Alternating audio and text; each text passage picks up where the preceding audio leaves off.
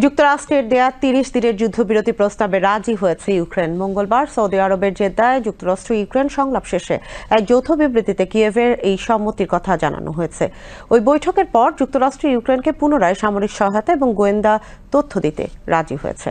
যৌথ বিবৃতিতে বলা হয়, রাশিয়ার সঙ্গে তাৎক্ষণিকভাবে ৩০ দিনের একটি অন্তর্বর্তী যুদ্ধবিরতি কার্যকর এবং স্থায়ীভাবে যুদ্ধের অবসানের জন্য আলোচনা শুরু করতে যুক্তরাষ্ট্রের দেয়া প্রস্তাবে রাজি হয়েছে ইউক্রেন।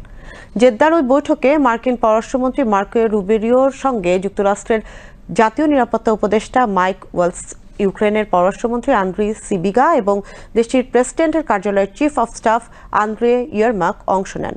তবে বৈঠকে রাশিয়ার কোনো প্রতিনিধি উপস্থিত ছিলেন না। বৈঠক শেষে যুক্তরাষ্ট্রের পররাষ্ট্রমন্ত্রী সাংবাদিকদের বলেন, বল এখন রাশিয়ানদের কোর্টে। এখন মস্কোর কাছে যুদ্ধবিরতির এই প্রস্তাব নিয়ে যাওয়া হবে বলে উল্লেখ করেন মার্কিন পররাষ্ট্রমন্ত্রী। ইউক্রেনের প্রেসিডেন্ট ভলোদিমির জেলেনস্কি সৌদি আরবে অবস্থান করলেও যুক্তরাষ্ট্রের সঙ্গে ওই বৈঠকে অংশ নেননি।